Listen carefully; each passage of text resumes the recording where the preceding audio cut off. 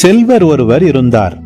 அவர் விலையுயர்ந்த மெல்லிய செந்நிற ஆடை அணிந்து நாள்தோறும் விருந்துண்டு இன்புற்றிருந்தார். லாசர் என்னும் பெயர் கொண்ட ஏழை ஒருவரும் இருந்தார். அவர் உடல் முழுவதும் புண்ணாயிருந்தது. அவர் அச்செல்வருடைய வீட்டு வாயில் அருகே கிடந்தார்.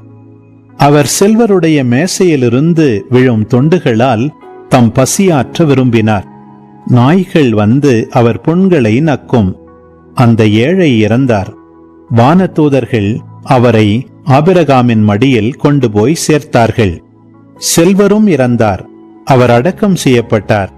அவர் பாதாளத்தில் வதைக்கப்பட்ட போது அண்ணாந்து பார்த்து தொலையில் ஆபிரகாமையும் அவரது மடியில் லாசரையும் கண்டார்.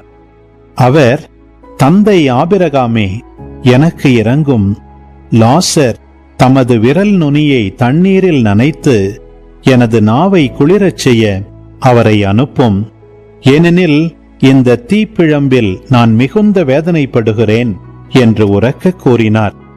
அதற்கு ஆபிரகாம், மகனே, நீ உன் வாழ்நாளில் நலன்களையே பெற்றாய். அதே வேளையில் லாசர் இன்னல்களையே அடைந்தார்.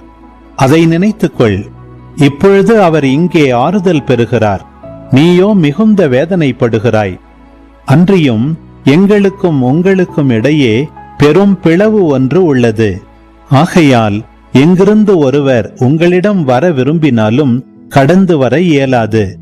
அங்கிருந்து நீங்கள் எங்களிடம் கடந்து வரவும் இயலாது என்றார்.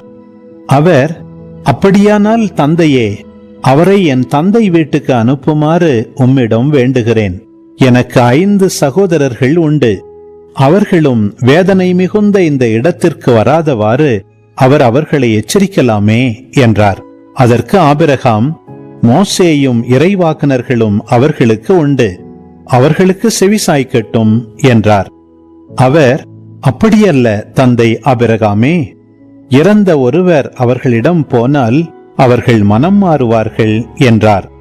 ஆபிரகாம், அவர்கள் மோசேக்கும் இறைவாக்கினருக்கும் செவிசாய்க்காவிட்டால் இறந்த ஒருவர் உயிர்த்தெழுந்து அவர்களிடம் போனாலும் நம்ப மாட்டார்கள் என்றார்.